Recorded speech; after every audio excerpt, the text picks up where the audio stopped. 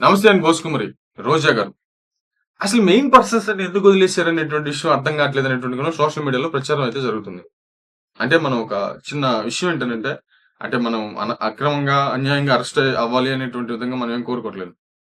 కానీ ముఖ్యంగా YCP party ఓడిపోవటంలో ప్రధానమైనటువంటి భూమిక పోషించినటువంటి వాళ్ళలో ఇప్పుడు వల్లభనేని వంశీ గారు కావచ్చు, ఆయన పాత్ర ఉంది. కాకపోతే వీళ్ళంతా పార్టీకి హెల్ప్ చేసేవాళ్ళున్నారు కానీ వాస్తవం అంటే ఆ వాస్తవంగా తప్పనమాట. వీళ్ళందరూ కలిసి టీడీపీ పార్టీ అంటే కూటమిని గెలిపించారు. వైసీపీ పార్టీని ఓడించారు. రోజా గారు పెట్టిన ప్రతి ప్రెస్ మీట్ వల్ల అవతల ఉండేటువంటి టీడీపీ కార్యకర్తలు, జనసేన కార్యకర్తల్లో కోపం ఎక్కువైపోయింది. ఇంకా కసిగా పనిచేయాలి, ఎత్తైన పని చేయాలి అనేటువంటి విధంగా. ఇప్పుడు టీడీపీ కార్యకర్తలు, జనసేన కార్యకర్తలు బాగా బాధపడుతున్నది. వాళ్ళ హైకమాండ్‌లను డిమాండ్ చేస్తున్నది ఎక్కువగా ఏంటంటే రోజా గారి పరిస్థితి ఏంటి అనేటువంటి కోణం. అంటే ఆమె ప్రతిసారి ప్రెస్ మీట్ పెట్టడం, విపరీతంగా దూషించడం.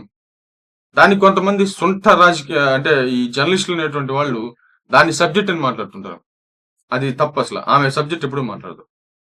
ఏంటనంటే కొన్ని పంచ్ డైలాగ్‌లాగా కొన్ని వేసేసి, సబ్జెక్ట్ నుంచి దూరంగా ఎళ్ళిపోయి, వ్యక్తిగత దూషణలు చేసేటువంటి ప్రయత్నం. అంటే ఒక రకంగా చెప్పాలంటే టార్గెట్ చేసి వాళ్ళని అవమానకరంగా మాట్లాడేటువంటి ప్రయత్నం చేస్తది. వ్యక్తిగత దూషణలు తక్కువే గానీ ఎక్కువగా అవమానకరంగా మాట్లాడేటువంటి ప్రయత్నం చేస్తది.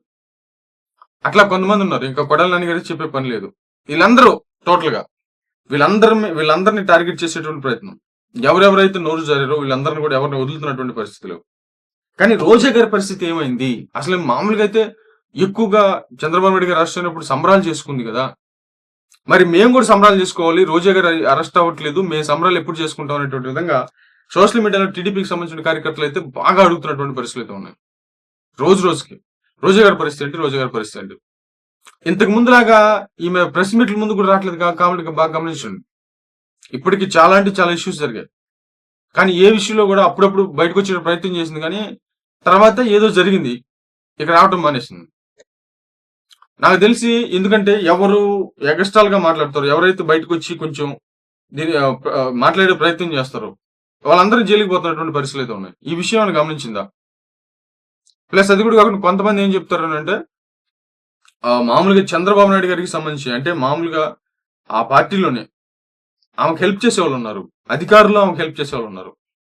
ఆ చంద్రబాబు నాయుడు గారి దగ్గర ఉండేటువంటి అధికారులు అంటే సీఎం చంద్రబాబు నాయుడు గారి దగ్గర ఉండేటువంటి అధికారులు వాళ్ళు రోజా గారిని కాపాడుతున్నారు అనేటువంటి కోణంగా. సరే వాళ్ళకి ఆ అధికారులకి ఆమెకి ఏం డీలింగ్స్ ఉన్నాయో తెలియదు. బట్ ఉన్నాయని అనేటువంటి కోణంలో మాట్లాడుతున్నారు. బట్ మనకు తెలియదు.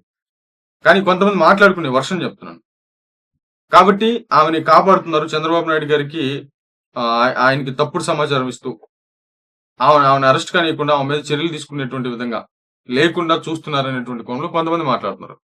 ఏమైనా ఆశ్చర్యకరమైనటువంటి విషయం కదా ఇది. పోసాని కృష్ణమురళి గారిని అరెస్ట్ చేస్తే, మామూలు వల్లభనేని వంశీ గారిని అరెస్ట్ చేస్తే, పేర్ని నాని గారి మీద కేసు పెడితే, మరి కొడాలి నాని గారిని ఎందుకు వదిలేసినట్టు, మరి రోజా గారిని ఎందుకు వదిలేసినట్టు, ఇది అందరికి ఆశ్చర్యకరమైనటువంటి విషయం. మిగతాదంతా ఒక ఎత్తు. రోజా గారు, కొడాలి నాని గారు వీళ్ళిద్దరే ఒక ఎత్తు. వీళ్ళిద్దరు అరెస్ట్ ఎప్పుడు? ఇది అందరూ 1000 కళ్ళతో ఎదురు చూస్తున్నటువంటి పరిస్థితులు అయితే ఉన్నాయనేటువంటి కోణంలో చాలా మంది మాట్లాడుతున్నారు మరి అది ఎంతవరకు కరెక్ట్ ఏమో తెలియదు కానీ టోటల్‌గా సోషల్ మీడియాలో అయితే మాత్రం చాలా మంది కోరుకున్నటువంటి పరిస్థితులు ఉన్నాయి. కానీ రోజా గారు మాట్లాడట్లేదు. మరి ఏంటో తెలియదు. నిజంగా మన కళ్ళ ముందు కనపడుతున్న నిజం అయితే ఆమె మాట్లాడట్లేదు. సైలెంట్‌గా ఉంటున్నారు. మరి ఆ సైలెంట్‌గా ఉంటుందిలే అని చెప్పేసి వీళ్ళు వదిలేస్తున్నారా? మరి ఏంటి అనేటువంటి విధంగా సోషల్ మీడియాలో చర్చ అయితే జరుగుతుంది. మరి ఏమైతే చూద్దాం.